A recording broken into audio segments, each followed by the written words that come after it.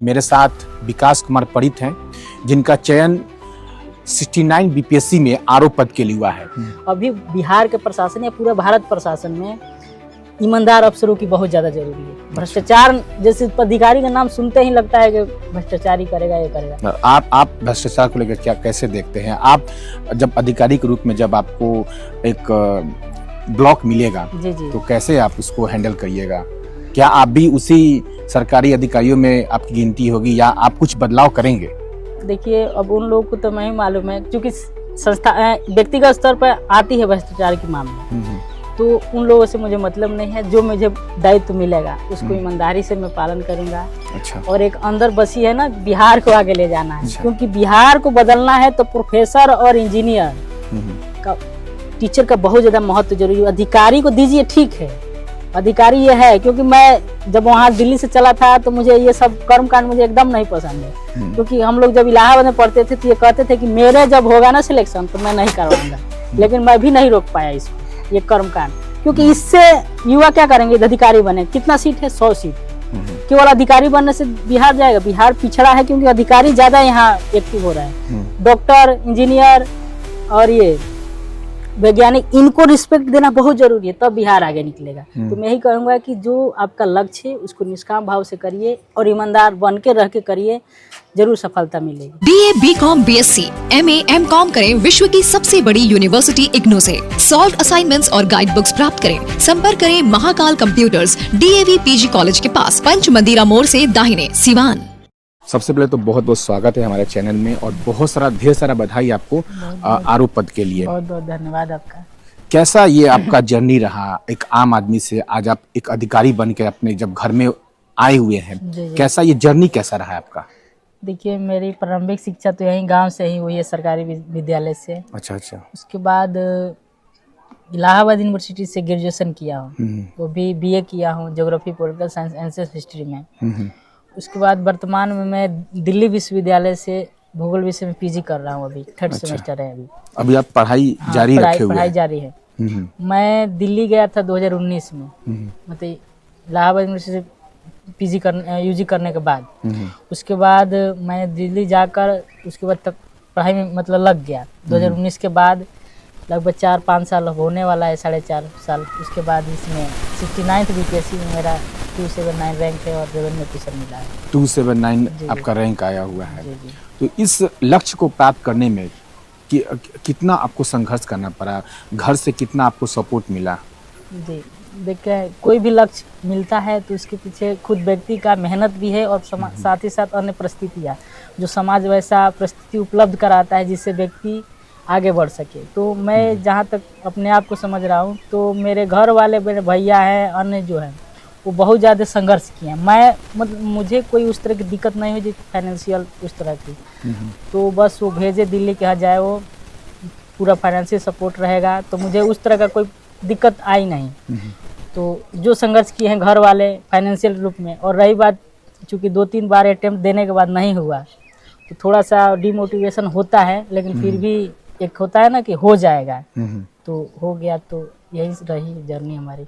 आपके पापा, जैसे कि हम लोग जब आए हैं आपको इंटरव्यू लेने के लिए, जैसे हम लोग बातचीत कर रहे थे तो पता चला कि आपके पापा एक किसान हैं। घर में वैसा कोई माहौल नहीं था शिक्षा को लेकर, लेकिन फिर भी आप एक अधिकारी के रूप में चयन हुए हैं, तो ऐसा लगता है कि आपके पिता ने काफी संघर्ष किया होगा आपको अधिकारी बनाने के लिए। जी, पिताजी तो बहुत ज्यादा संघर्ष किया। अभी भी BPL में ही है वो। अच्छा। हम लोग अभी BPL ही फैमिली से है अभी भी। काफी आपका बैकग्राउंड जो है काफी गरीबी में ऐसा लग रहा है कि बिता हुआ है। हम लोग 5 भाई हैं, तो मेरे बड़े भैया हैं वो टीचर हुए, फिर उनसे छोटे हैं वो बिजनेस मतलब दुकान है बाजार पर। अच्छा। और मेरे उससे बड़े, उनसे जो छोटे हैं भैया, वो लोको पायलट हैं। मतलब लगातार 5-6 सालों में नौकरी लगता गया सब लोगों का, तो तुरंत मेरा फैमिली 1000 गुना % से बढ़ा है ऊपर। अच्छा। ये देख भी रहे हैं, घर और सब बन गया है तुरंत। नहीं तो उसके पहले ऐसी स्थिति थी, मतलब गरीबी वाली स्थिति थी, लेकिन आज अच्छी स्थिति है। तो फिर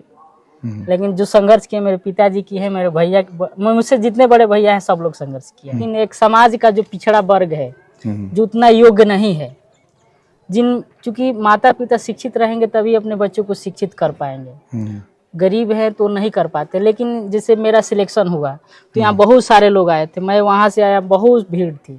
तो देखकर कहीं ना कहीं उनके अंदर ये तो आएगी ही भावना कि आखिर ये कौन सा पद है, क्या हुआ है। अच्छा, तो यानी कि बहुत कम लोगों को जानकारी है कि आरओ पद एक्चुअली में है क्या। नहीं, मैं आया तो ये भी बता, उन लोग किसी को नहीं मालूम था आरओ होता क्या, बस अच्छा। लग रहा था कि आईएएस ओएएस कुछ है, मतलब अच्छा। एक अच्छा पद है। और जो साधारण यहाँ के लोग हैं वो समझते हैं कि डीएम बने हैं। अच्छा। तो उन लोगों में अलग जोश उल्लास था कि डीएम बने हैं। ओह, तो है, धीरे धीरे सब लोग को मालूम चलेगा। ऐसे ही एक दो और लोग आएंगे आगे तो मालूम चलेगा सब चीज।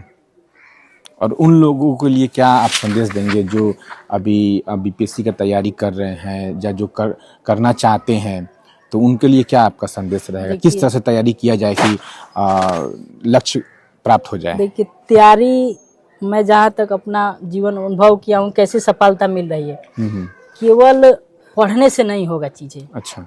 कर्म और ईमानदारी दोनों जरूरी है। एक गीता के श्लोक है कि कर्मणेवाधिकारस्ते माँ फलेषु कदाचन माँ कर्म फल हेतु भूर्मा ते संगस्तो कर्मणि। मतलब कर्म करना है लेकिन फल की चिंता किए बिना, मतलब निष्काम कर्म करना है। जो निष्काम कर्म करेगा और ईमानदार रहेगा, वास्तव में अगर आ रहे हैं हम बीपीएससी या सिविल सेवा में, तो देश की सेवा अंदर भरी रहनी चाहिए। मैं तो रात में सोते हुए यही सब याद करता था कि अगर सिलेक्शन होगा तो मैं ये करूंगा, बिहार को आगे ले जाऊंगा, ये करूंगा, ताकि अंदर घुस जाए। क्योंकि इंटरव्यू जब देंगे तो वहाँ उस लेवल के लोग हैं जो अंदर जान जाएंगे हाँ इसके अंदर वास्तव में ईमानदारी है कि नहीं है। अच्छा। तो वहाँ कम ना हो। यही कारण है कि मेरा इंटरव्यू में एक्सीलेंट मार्क्स मिला है। मतलब मैं उतना भी जवाब नहीं दिया फिर भी एक्सीलेंट मार्क्स, यानी सबसे ज्यादा आपको इंटरव्यू में मार्क्स मिला हुआ है? बहुत ज्यादा, 85 नंबर मिला है। टोटल 120 का शायद होता है। 120 में 85 नंबर मिला है। अच्छा। तो मुझे लगा कि नहीं, कहीं ना कहीं ईमानदारी का बहुत ज्यादा रोल है वहाँ। क्योंकि वहाँ ना वो मुझे जान रहा है ना कोई रिश्तेदार, भेदभाव वाला चीज है नहीं। तो वो भी तो सोचेंगे कि अच्छा अधिकारी बने जो खुद ईमानदार हो। देखिए, अभी बिहार के प्रशासन या पूरा भारत प्रशासन में ईमानदार अफसरों की बहुत ज्यादा जरूरी है। भ्रष्टाचार जैसे अधिकारी का नाम सुनते ही लगता है कि भ्रष्टाचारी करेगा, ये करेगा। आप भ्रष्टाचार को लेकर क्या कैसे देखते हैं? आप जब अधिकारी के रूप में जब आपको एक ब्लॉक मिलेगा जी जी, तो कैसे आप उसको हैंडल करिएगा? क्या आप भी उसी सरकारी अधिकारियों में आपकी गिनती होगी या आप कुछ बदलाव करेंगे? देखिए, अब उन लोगों को तो नहीं मालूम है, क्योंकि संस्था व्यक्तिगत स्तर पर आती है भ्रष्टाचार के मामले। तो उन लोगों से मुझे मतलब नहीं है। जो मुझे दायित्व मिलेगा उसको ईमानदारी से मैं पालन करूंगा। अच्छा। और एक अंदर बसी है ना, बिहार को आगे ले जाना है। मैं वहाँ भी दिल्ली यूनिवर्सिटी में पढ़ता हूँ। तो जब जैसे मणिपुर वाला मामला हुआ था, मणिपुर वाले लड़के अपना दे रहे थे, मैं उस समय अपना लिखा था सब कि मेरे बिहार को भी तो देखिए, ये भी तो पिछड़ा है, इतना पलायन यहाँ से हो रहा है, इसको कौन देखेगा। तो हमेशा ये अंदर बहुत ज्यादा बसी हुई है। मैं जब भी ट्रेन में जाता हूँ तो जनरल में टिकट में जाता हूँ तो मुझे उतना कुछ फर्क नहीं पड़ता है। लगता है यार इनके लिए मैं क्या करूँ, यहाँ से परिवार छोड़कर दूसरे राज्य में जा रहा है। गणित के जो डायरी है उसमें लग रहा है कि बहुत लंबा लिस्ट है, बिहार को सुधारने के लिए एक आप लंबा प्रयास करने वाले हैं। जी जी, जो मिलेगा दायित्व तो उसको। देखिए, अब तो ये नहीं कह सके शिक्षा में उधर जाए। जो अब एक ब्लॉक में रहूंगा वहाँ आरओ बनूं या सीओ लेवल का, तो वहाँ जो चीजें हो रही है वहाँ अच्छा से करूंगा। अच्छा। अब अन्य जो क्या करे उससे क्या होता है। जिस पद पे आपका चयन हुआ है, आमतौर पे आपके पास जो भी लोग जाएंगे, किसान तबके के लोग जाएंगे, काफी गरीब तबके के लोग जाएंगे, तो ऐसे में क्या क्या चुनौतियां आप देखते हैं? देखिए, हाँ, इसमें जो भूमि वाला चीज है मेन, इसमें यह है कि और भूमि जैसी समस्याएं जो है वो बिहार जैसे राज्य में बहुत ज्यादा है, तो कैसे आप उसको हैंडल करेंगे? देखिए, भूमि विवाद है, जो भी मामला आ रहा है उसको ईमानदारी से, क्योंकि ये भी तो रहेगा ना कि किस आधार पर किसी को निर्णय देना है। अच्छा। क्योंकि एक सीओ होता है, वो भी एक छोटा मोटा न्यायाधीश जैसे निर्णय करता है कि भूमि विवाद उसको कैसे लेना। तो वो तो सब ट्रेनिंग बताएंगे कि इन आधारों पर ये किया जाएगा। इसके लिए तो नीति शास्त्र और अन्य चीजें आती है, इन आधारों पर ये सही है, ये गलत है, उसके आधार पर बस ईमानदार रहना बहुत ज्यादा जरूरी है। मुझे लग रहा है ईमानदारी से रहूंगा, अच्छा करूंगा। कितने घंटे पढ़ते थे आप इस लक्ष्य को प्राप्त करने के लिए? कितने घंटे तक पढ़ाई करते थे? आमतौर पे जब भी कोई एक सफल जो अभ्यर्थी होते हैं, आमतौर पे वो बताते हैं कि 18 घंटे पढ़ रहे हैं, 20 घंटे पढ़ रहे हैं। क्या सच में इतने घंटे लोग पढ़ते हैं क्या?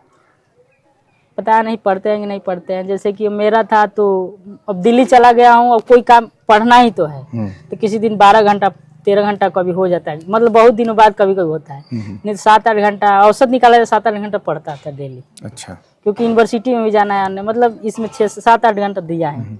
आगे क्या आपका प्लान है? क्या आपका लक्ष्य प्राप्त हो चुका है या यूपीएससी जैसे बड़े लेवल पे भी आप जाने वाले हैं? नहीं, मेन मेरा लक्ष्य वही है यूपीएससी। अच्छा, यानी कि लक्ष्य अभी रुका नहीं है, अभी और आपको लक्ष्य प्राप्त करने हैं। ये तो था कि यूपीएससी में मैं 2 अटेम्प्ट दिया यूपीएससी का, नहीं हो रहा था। तो कहा कि अरे कैसे, अब मतलब एक समय के बाद 3-4 साल तैयारी करते हुए नहीं सफलता मिलती है तो आर्थिक प्रेशर बहुत ज्यादा हो जाता है। अच्छा, कि कि मेरे घर वाले कितना कमा के दे रहे हैं, कुछ नहीं हो रहा है तो क्या करें। तो फिर लगा कि नहीं, थोड़ा सा बीपीएससी की ओर कन्वर्ट करते। इधर आया तो मोटिवेट कैसे होते थे जब 2-2 बार आप एग्जाम में बैठे, आप सफलता आपको नहीं मिली? ऐसे में बहुत सारे लोग हैं या बहुत सारे आज के जनरेशन में जो भी स्टूडेंट हैं वो तो गलत कदम उठा लेते हैं। ऐसे में आप अपने आप को मोटिवेट कैसे करते थे?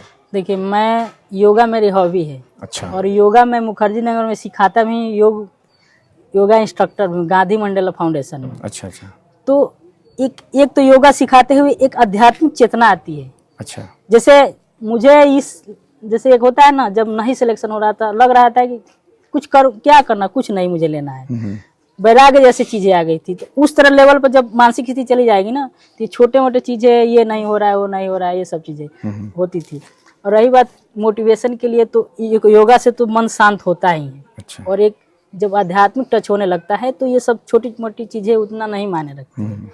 इसके साथ एक देखता था कि नहीं, बिहार कैसे ले जाएं। एक तो था घर का कि अरे इतना पढ़ा रहे हैं तो नहीं करना है, धैर्य वाला चीज वो था। और जो ये बोले कि गीता वाला, जो कर्म करेगा निष्काम कर्म, जो ईमानदारी से करेगा उसको सफलता मिलेगी, मतलब विश्वास था कि नहीं, मिलना ही मिलना है। तो डिमोटिवेट होता था, अपने आप निकल जाता हूँ। अच्छा विकास जी, जब आप एग्जाम दे दिए थे, कितना आप सेटिस्फाइड थे कि इस बार तो मैं क्रैक कर ही लूंगा? मैं पीटी दिया था तो बोला था कि 100% क्वालिफाई कर जाऊंगा। मेंस दिया था 100% बोला था। इंटरव्यू दिया था 100% बोला था। अच्छा, क्योंकि दरअसल मैं एक प्रयोग कर रहा था। ये था कि जैसे योग में एक है कि मेडिटेशन में ये है कि जिस चीज को आप रटेंगे कि हो चुका है, वो हो जाता है। अच्छा, केवल रटने से नहीं होता है, ये अनकॉन्शियस माइंड है, उसमें वो आएगा, कर्म तो करवाएगा ही। बिना काम किए तो सफलता मिलेगी नहीं। लेकिन रात में सोते हुए मैं रटता था, 50 बार रट के सोऊंगा कि मैं सेलेक्ट हो चुका हूँ। और देखिए 2 साल लगातार किया हूँ, तुरंत एक अलग सकारात्मक आ गई थी ना, जैसे शब्द ही नहीं था इस समय। अच्छा, तो हो गया सिलेक्शन। जब रिजल्ट का दिन था, जब आपको कैसे पता चला कि मैं पास कर गया हूँ? मैं खुद ही देखा पीडीएफ निकाल। क्या उसके बाद रिएक्शन क्या था? आपका रिएक्शन कैसा था? फैमिली वालों का रिएक्शन कैसा था? जैसे कि देखिए, एक था ना कि ज्यादा आया, फिर भी मैं उतना ही नॉर्मल था। अच्छा, सीढ़ी पर चढ़ते हुए मैं कहा खोज रहा था, इसमें नहीं है, तो आया तो कहा हो गया है। तो उतना एक होता है ना, चिल्लाने लगा, वो चीजें नहीं थी। लेकिन दोस्त आज थे वो भी चिल्लाने लगे। मैं कहा हाँ, निकल गया, सफल हो गया। तो ये चीजें थी। फिर घर बताया तो फिर घर वाले भैया थे यहाँ चिल्ला रहे थे, पूरा हो गया हल्ला किए थे। ये हुआ। उसके बाद फिर वहाँ हमारे दोस्त थे, सब सेलिब्रेट किए। अब तो आप गांव में पहले अधिकारी के रूप में आप जब आए हैं जी, तो अब क्या संदेश देंगे अपने गांव के जो भी स्टूडेंट लोग हैं, जो आपसे मोटिवेट होंगे या आपसे आके जब जुड़ना चाहेंगे कि हाँ कैसे आप तैयारी किए हुए, उन लोगों के लिए क्या आप संदेश देंगे? मैं तो यही कहूँगा कि देखिए, जो रुचि है कि किस क्षेत्र में मैं जाऊंगा उसमें लग जाइए, निष्काम भाव से लगिए। अच्छा, और बिहार बदल रहा है। ये नहीं कि मैं अभी जब आया तो सम्मान समारोह में यही बोला है कि मुझे बहुत खुशी होती जब यहाँ एक प्रोफेसर का सम्मान ऐसा ही होता है। अच्छा। क्योंकि बिहार को बदलना है तो प्रोफेसर और इंजीनियर का, टीचर का बहुत ज्यादा महत्व जरूरी है। अधिकारी को दीजिए, ठीक है, अधिकारी ये है, क्योंकि मैं जब वहाँ दिल्ली से चला था तो मुझे ये सब कर्मकांड मुझे एकदम नहीं पसंद है। क्योंकि हम लोग जब इलाहाबाद में पढ़ते थे तो ये कहते थे कि मेरे जब होगा ना सिलेक्शन तो मैं नहीं करवाऊंगा। लेकिन मैं भी नहीं रोक पाया इसको, ये कर्मकांड, क्योंकि इससे युवा क्या करेंगे? अधिकारी बने। कितना सीट है? 100 सीट है। केवल अधिकारी बनने से बिहार जाएगा? बिहार पिछड़ा है, क्योंकि अधिकारी ज्यादा यहाँ एक्टिव हो रहे हैं। डॉक्टर, इंजीनियर और ये वैज्ञानिक, इनको रिस्पेक्ट देना बहुत जरूरी है, तब बिहार आगे निकलेगा। तो मैं यही कहूँगा कि जो आपका लक्ष्य है उसको निष्काम भाव से करिए और ईमानदार बन के रह के करिए, जरूर सफलता मिलेगी। तो वीडियो को यहीं पे हम लोग समाप्त करते हैं। मेरे साथ विकास कुमार पंडित हैं, जिनका चयन 69 बीपीएससी में आरओ पद के लिए हुआ है। इनसे बातचीत हो रहा था और आप देख रहे थे कि कैसे विनम्र होके सारे क्वेश्चन का आंसर दे रहे थे। और असल में ऐसे ही अधिकारी होने चाहिए। इनका एक लंबा सा डायरी है कि किस तरह से बिहार को आगे ले जाना है और किस तरह से बिहार को बदलना है। उसको लेकर ये काफी अपने काम के प्रति ईमानदार रहने वाले हैं, ऐसा ये कह रहे हैं। बहरहाल आपको वीडियो कैसा लगा कमेंट बॉक्स में आप बता सकते हैं। मेरा नाम स्वराज सिंह है, कैमरे के पीछे गुड्डू कुमार है। बहुत बहुत धन्यवाद।